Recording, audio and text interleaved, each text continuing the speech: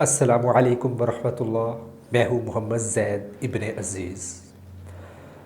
جنت کا مستحق کون ہے؟ نبی پاک صلی اللہ علیہ وآلہ وسلم نے ہمیں دنیا کے اندر رہتے ہوئے اس چیز کے بارے میں بتلا دیا۔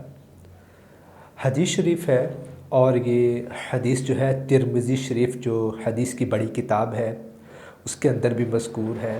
اس حدیث کا جو نمبر ہے وہ ہے 1572۔ اس کو حضرت ثوبان رضی اللہ تعالی عنہ سے بھی کیا ہے مروی دیکھا گیا ہے، یعنی ان سے بھی کیا ہے روایت ثابت ہے، حضرت ابو ہریرہ رضی اللہ تعالی عنہ سے بھی، اور اسی طریقے سے حضرت ایوب انصاری رضی اللہ تعالی عنہ اور حضرت زید بن جحینی رضی اللہ تعالی عنہ سے بھی کیا یہ حدیث مروی ہے۔ اس حدیث کے اندر نبی پاک صلی اللہ علیہ وآلہ وسلم نے بتایا کہ جو شخص اس حال میں مرے کہ وہ تکبر، خیانت اور کرز سے بری ہو تو وہ ضرور بضرور جنت کے اندر داخل کر دیا جائے گا۔ اب اس حدیث کی تشریح کی طرف آتے ہیں، یعنی مفہوم یہ ہے، نبی پاک صلی اللہ علیہ وآلہ وسلم نے ہمیں کیا ہے آسان بتا دیا کہ اگر کوئی شخص ایسا ہے کہ وہ دنیا کے اندر رہتے ہوئے تکبر نہیں کرتا، اللہ نے اس کو طاقت دی ہے، مال دیا ہے، یعنی دنیا کی ہر نعمت اس کے پاس ہے، اس کے باوجود کیا ہے وہ تکبر نہیں کرتا، تو وہ شخص کیا ہے جنت کے اندر داخل ہو جائے گا۔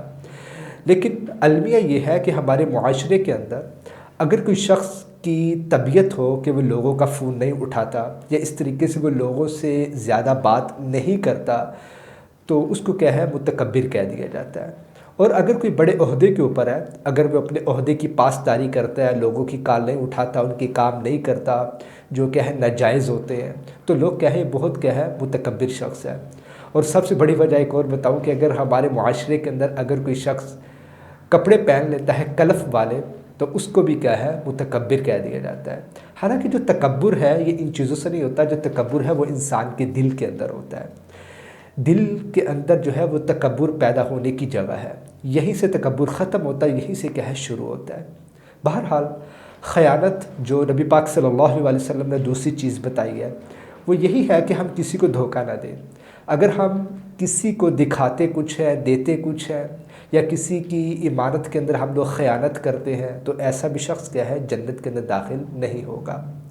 اور نمبر 3 کے اوپر آتا ہے قرض۔ قرض کے بارے میں آپ نے بھی سنا ہوا، نبی پاک صلی اللہ علیہ وسلم کی کیا ہے کئی احادیث بھی ہے کہ اللہ کے نبی اس شخص کا کیا ہے جنازہ ہی نہیں پڑھاتے تھے جو کیا ہے قرض دار ہوتا تھا، یعنی جس نے کیا ہے قرض دینا ہوتا تھا، اور یعنی آپ آسان الفاظ میں یوں کہہ لیجیے کہ جو کیا ہے مقروض ہوتا تھا، تو ایسے شخص کا کیا ہے اللہ کے نبی جنازہ ہی نہیں پڑھاتے تھے۔ یہاں تک کہ اگر کوئی اس کی کوئی ذمہ داری لے لیتا تھا، یعنی باپ ہے تو بیٹے کی، بیٹا ہے تو باپ کی، چچا ہے تو بھتیجا لے لے، اس طریقے سے جب اگر کوئی کسی کی ذمہ داری لے لیتا تھا کہ اس کا جو قرض ہے وہ میں لوٹا دوں گا، اللہ کے نبی کیا ہے پھر اس کا نماز جنازہ پڑھایا کرتے تھے۔ بتانے کا مقصد یہ ہے کہ ان تین چیزوں کے اندر ہم لوگ داخل تو نہیں ہیں، ہم لوگوں نے کیا ہے اس چیز کا تجزیہ کرنا ہے، اور ہم لوگوں نے کیا ہے ان چیزوں کے بارے میں دیکھنا ہے۔ ہمارے اہل و عیال یعنی بیوی بچے، کوئی جاننے والے، کوئی دوست احباب اگر ان چیزوں کے اندر کیا ہے کوئی مبتلا ہے، اس کو کیا ہے حدیث سنائیے، اور میں نے آپ کو حوالہ بھی بتا دیا ہے، کتاب کا نام بھی بتا دیا ہے، اور جو روایت کرنے والے راوی ہیں ان کے نام بھی میں نے بتا دیا ہے۔ یہ صرف ترمذی میں نہیں ہے، باقی دوسری کتابوں کے اندر بھی کیا ہے یہ حدیث پائی جاتی ہے۔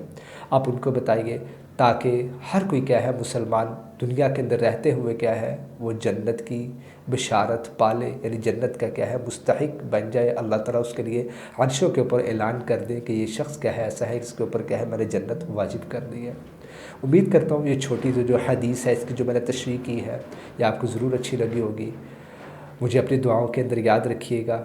میں ہوں آپ سب کی دعاؤں کا طلبگار محمد زید ابن عزیز۔ السلام علیکم ورحمۃ اللہ۔